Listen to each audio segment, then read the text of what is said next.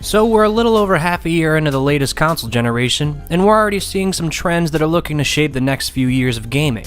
Looking back at the Xbox 360 and PlayStation 3, the obvious focus was online competitive multiplayer. Planting the seed with Halo and Halo 2 on the original Xbox, we were primed and ready for the next big step in online gaming. The previous generation, for better or worse, gave us more reasons to play over the internet than next to each other on a couch. That trend became a staple of those consoles and have informed the decisions that we're seeing made in the industry today. So what are the new trends? While we're extremely early on, we're definitely seeing glimpses of the future and the stems from the previous generation. So let's get right to it. 1. If you can see it, you can reach it.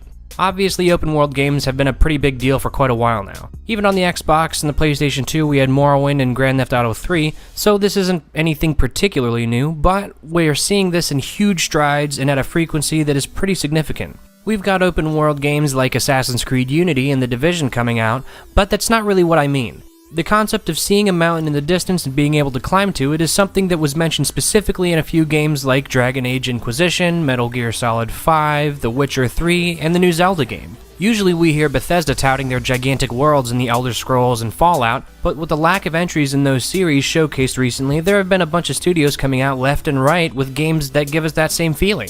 And when even Nintendo starts throwing their hat into the ring, now you know it's heating up.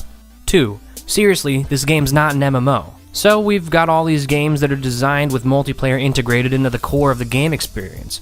We've already seen this to a lesser extent with games like Need for Speed Hot Pursuit, putting the main focus on competing with a leaderboard of your friends. Even more recently, we got Watch Dogs, which attempted to integrate single player and multiplayer, and for the most part it kinda worked. Later this year, we've got Destiny and The Crew coming out, and they're basically instance-based MMOs. After the Destiny alpha, it's pretty clear to everybody involved that it's basically a massively multiplayer online role-playing game, and it follows that formula pretty closely. Then there's The Division, which looks increasingly more like a role-playing game than a first-person shooter every time we see it. And I think now it's fairly obvious that it's pretty similar in structure to MMOs like Guild Wars, where there's a clear divide between instance multiplayer encounters and regular hub towns. So yeah, they may not be massive, but these games are basically modern MMOs. 3. Asymmetric Multiplayer. We've seen this already with games like Watch Dogs, where the multiplayer encounters are actually pitting console players against tablet and cell phone players. The idea of people playing against each other without having the exact same rule sets or control methods is a concept that's being pushed pretty heavily right now. I mean, the Wii U is a machine where every local multiplayer session is asymmetric, or at least can be. But we've got some pretty high-profile titles coming up with these gameplay methods being the primary marketing tool. Evolve, coming later this year, makes one player a powerful monster fighting against a 4-player squad trying to track down and defeat them. Fable Legends has a similar concept with a 4-player team fighting through a dungeon that has been set up by a 5th player on a tablet or smart device. Those are just 2 examples, but it's definitely a trend that we've seen before and we're probably going to see more of. 4. Advanced is the new modern. Titanfall came out not so long ago and gave us the chance to take a break from the tired modern military setting of most multiplayer shooters now. For the most part, Titanfall is more advanced weaponry than something like Halo, which is basically sci-fi.